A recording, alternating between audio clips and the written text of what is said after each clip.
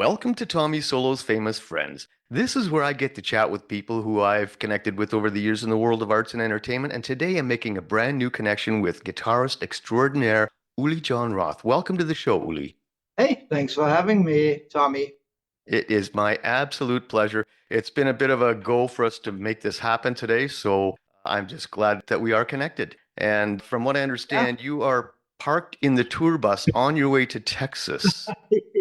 Yes, that's a long route. That's the only time on the tour. We have 3 days of travel and we're on a bus. I guess I could have taken the plane, but I'm toughing it out with everybody else. And so far it's fine. And I'm always working anyways. I've got my computer, I've got so many things to do, so I don't even notice the difference. We do have day rooms, so the driver is sleeping now, and then we're driving in the night. And so he's sleeping, and we have rooms for showering and whatever. But yeah, we're in the parking lot in Springfield, Missouri.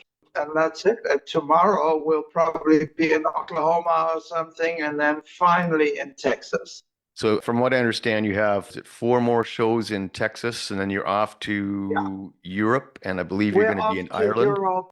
Yeah, first we have one gig in a city called Ulm, ULM, in the center of Germany, which is pretty much the only time when we're doing the same kind of show that we're doing in Northern America, where we're doing 2 programs in one evening. So we're doing that on the 25th.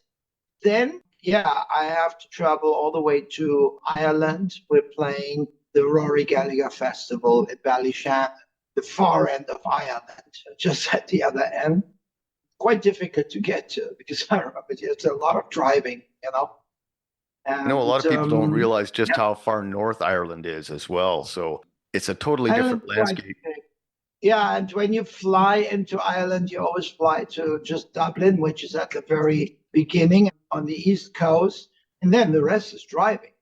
And you're I'm driving through a lot of unpopulated areas. It's quite beautiful. Yeah, that's the part of the road that I enjoy the most is when you get to a really scenic panorama, landscape. I Like that. understand that this time around you're including a master class on guitar in your shows. Yeah, no, we're not always doing it. We're doing it sometimes. That's before the show.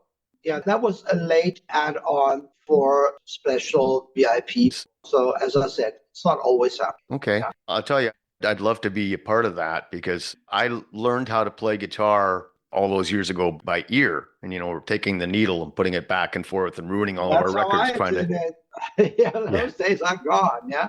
yeah, yeah. I mean, if only we had YouTube when we were young, man, life would be Actually, different. no, no, no, no. I'm No? very happy I didn't have YouTube because YouTube presents you with too many shortcuts to heaven.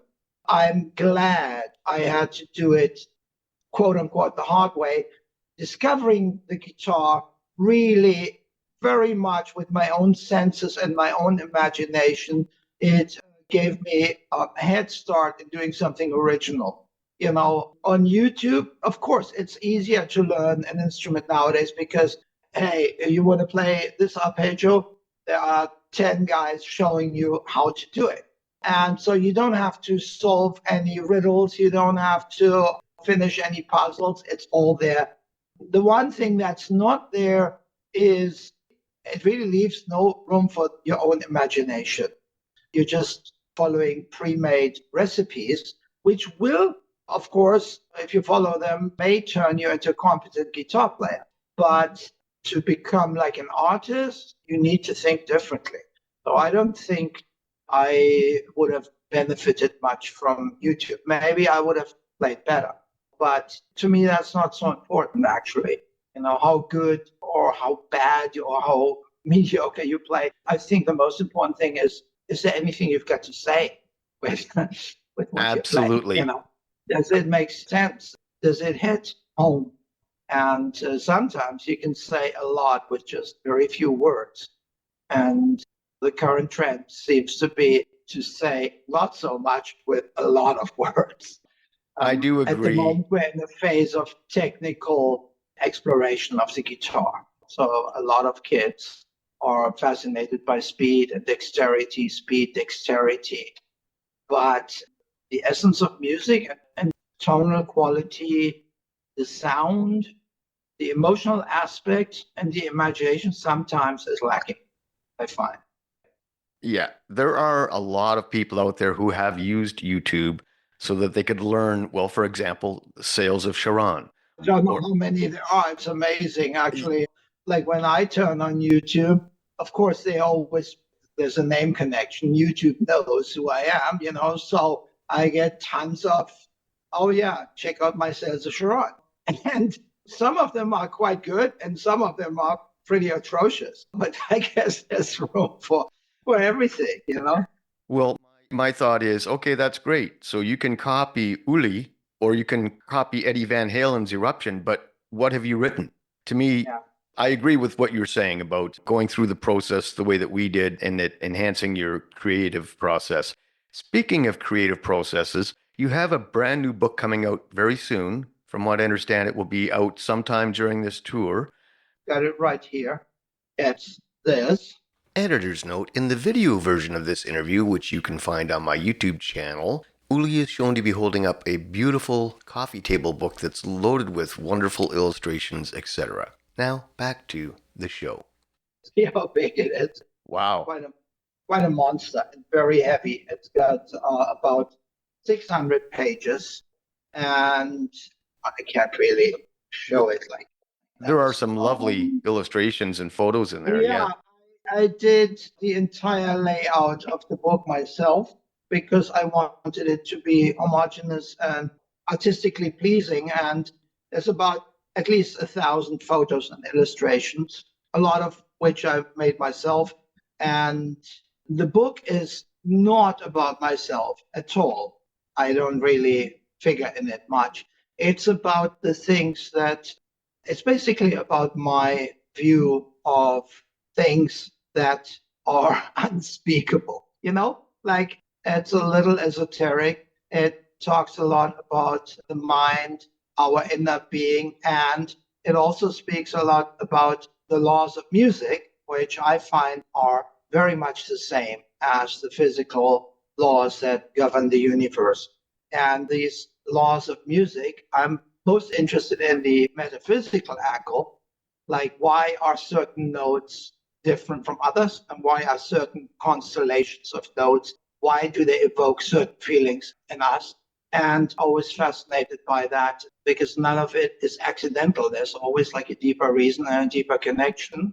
And as a musician, I find it interesting to see the world with musical eyes.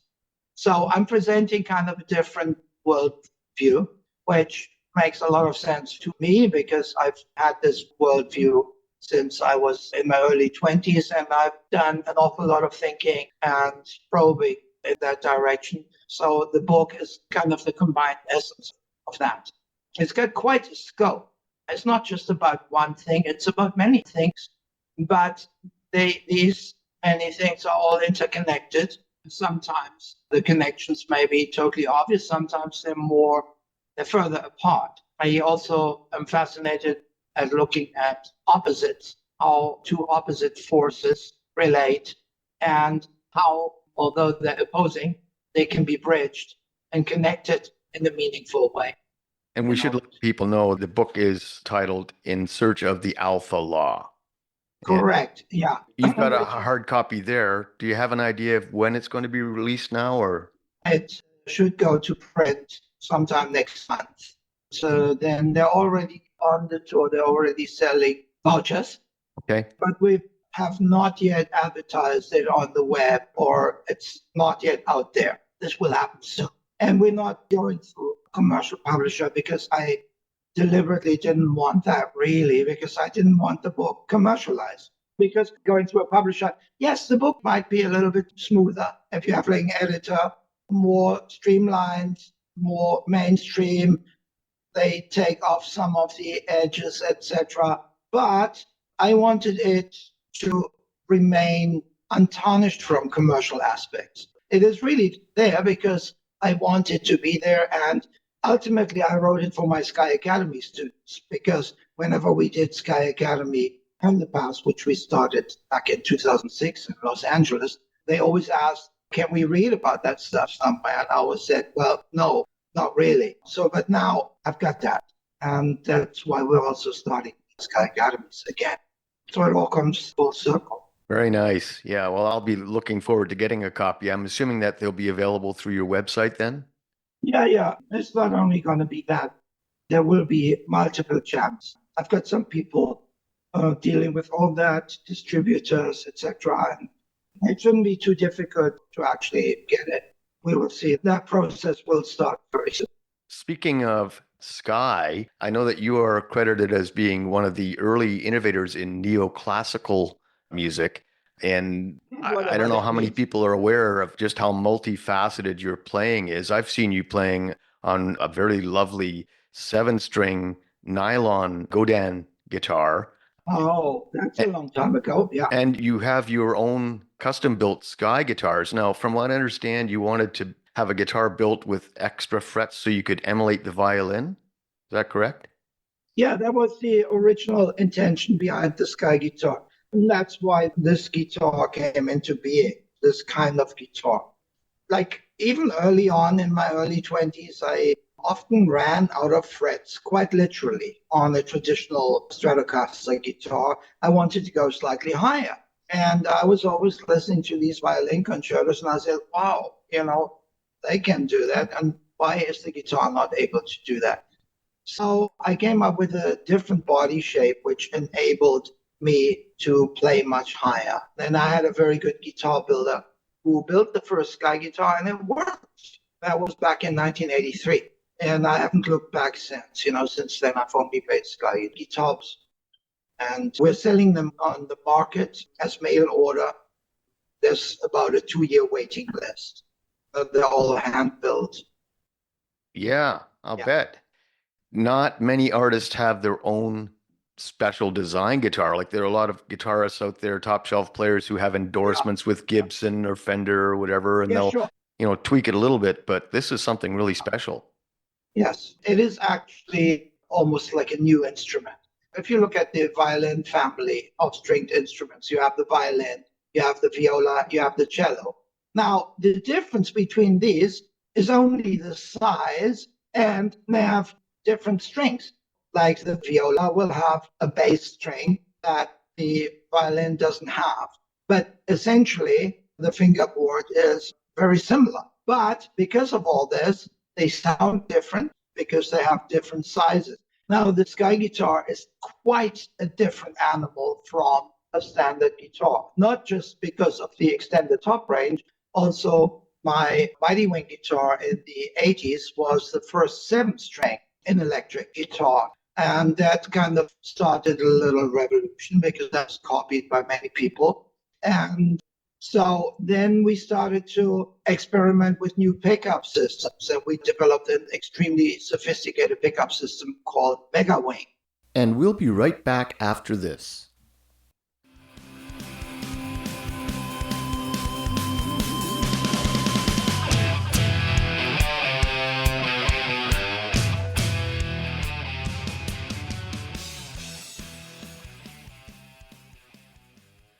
Nowadays, the main Sky guitars that I'm playing on stage, they're all singing, all dancing. They've got an armory of special effects from echo to loopers, whatever.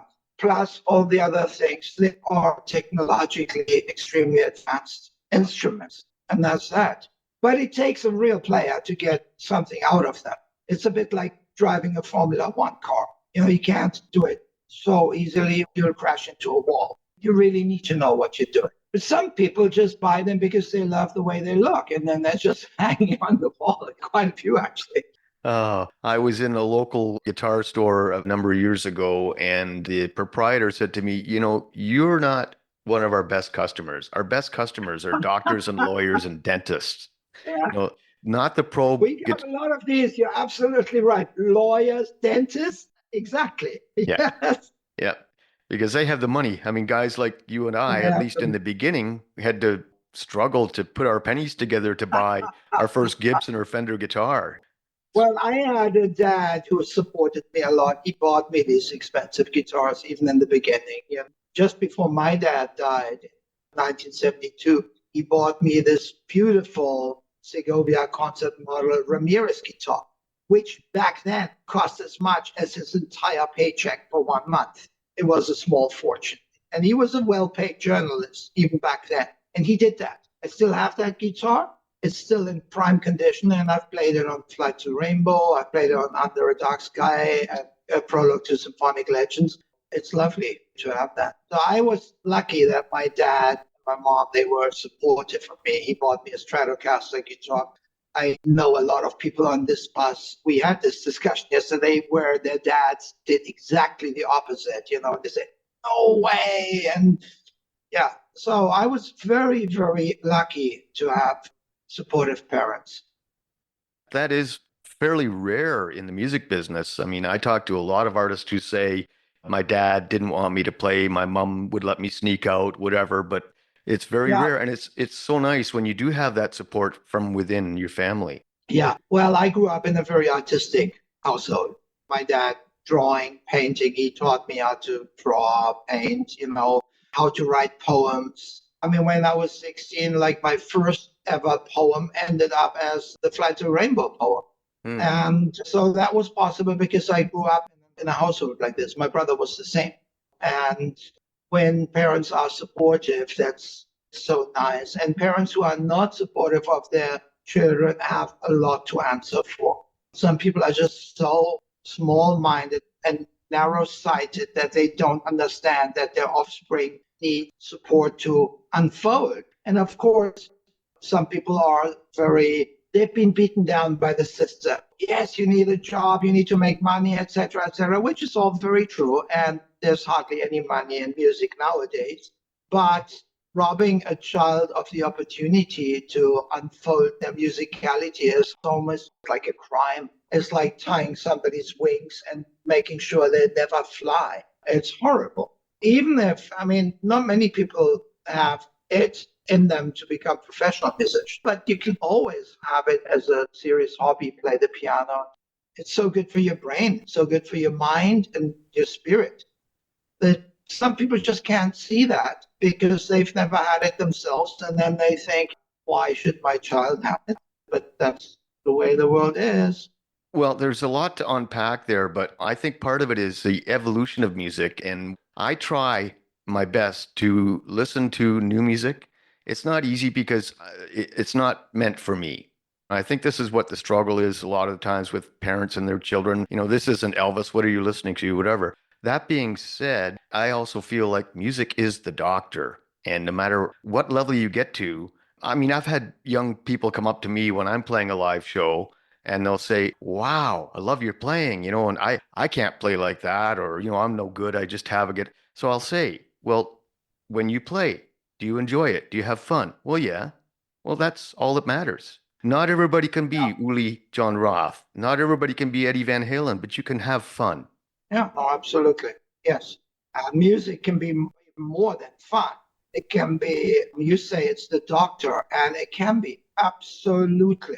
I remember when just before I started the guitar, I had terrible asthma and I nearly died a couple of times from it. As soon as I started the guitar, it went away because I had found my vocation. And before that, there was something missing. And my subconscious knew that, I guess. So that translated into that very serious illness. I have not ever had it since, but I've had music and I'm well grounded in myself, also thanks to music. Well, I certainly agree with everything you've said there. I'm curious now, with your mastery of the guitar, do you do your own maintenance on your guitars? No, I'm not good with that at all. I leave that to the guitar builder or our tech. What I do is I always keep my guitars in good condition. I treat them with the utmost respect always. So even my old guitars look relatively new. I'm not one of these people who could ever mistreat a guitar like what Jimmy did or Pete Townsend. I could not do that. Smash a guitar to me is like the ultimate crime, you know. I mean, I've never smashed anything, so I'm just not that kind of person. And smashing an instrument, no, I can't do it. I really wouldn't want that, because if you smash the instrument, it's almost like an attack on music itself. And to me, music is something sacred. It's holy. It's like going to church. I may sound like some kind of bumbling idiot from the past, but this is what it feels like for me. And also, when I take a guitar, it's always special and it always feels like new. And I don't play that often. I play extremely rarely. On a tour, you'll never see me sitting with a guitar. I'll only take it out before I go on stage. I don't play myself in, just straight in. And that's it. And that keeps it fresh for me. And also a certain danger element, which I like. So you don't end up being complacent. If I play too much, I find I'm losing that mojo. And the mojo is the most important thing. The feeling, the sensation that it's alive, it's now, it's fresh, and it happens. Even when you're playing stuff that you've played a lot of times, to always put a new spin on it and make it alive. You have to infuse it with spirit. Otherwise, it's just dead.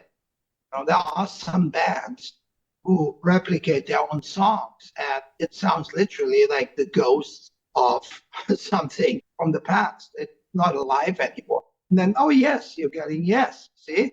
Editor's note, at this point in the interview, I stood up to show Uli my vintage t-shirt from 1991 when I watched Yes live in concert in Toronto during their Union tour.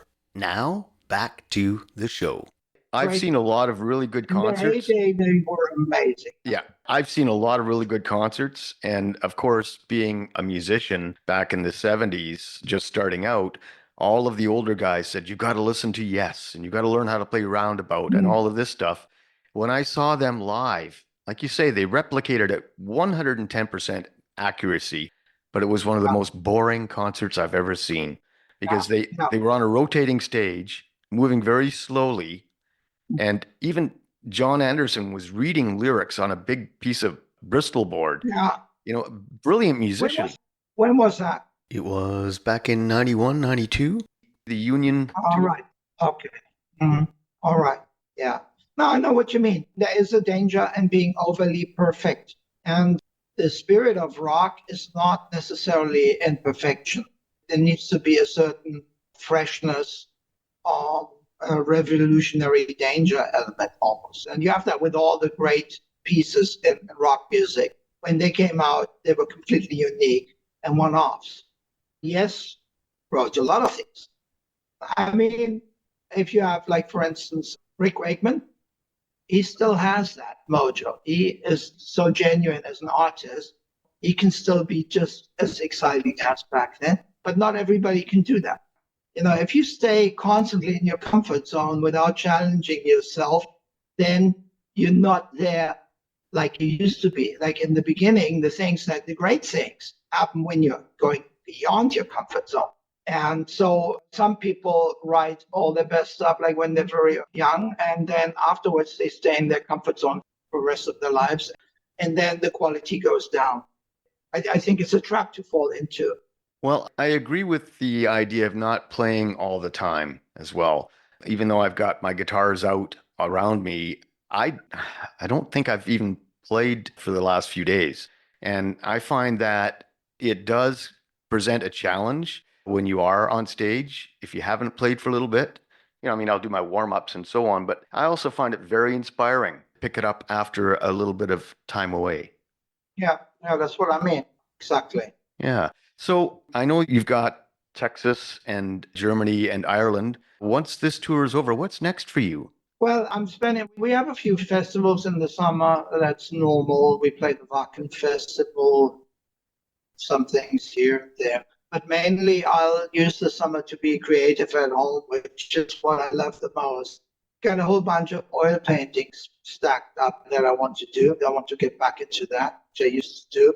Also, we're preparing for some orchestra shows for next year. So I've got my work cut out. And in the fall, in the autumn, we'll do a European tour. Very nice. Well, we'll all be looking forward to everything new coming from Uli Jon Roth. And once again, the new book, In Search of the Alpha Law, will be out very soon. I know you have a lot on your plate and you're a very busy man. I don't want to take up your whole day. But I do want to thank you so much for taking the time out of your day to do this with me today. And until next time, cheers. Thank you, Tommy. Bye-bye. Tommy Solo's Famous Friends is a one-man production, meaning that I've done all the work, including recording, editing, guest acquisition, etc. And hey, here's some news. We've just recently joined forces with 519 magazine, so you can check out my interviews there as well. The theme song for Tommy Solo's Famous Friends is a clip from my original composition, The Burn, all rights reserved. If you enjoy the show and you'd like to help us keep it going, why don't you click on the Buy Me a Coffee link in the show notes. Hit the like button, subscribe, all that stuff. We really appreciate it. You can find me on Facebook and Instagram. And until next time, cheers.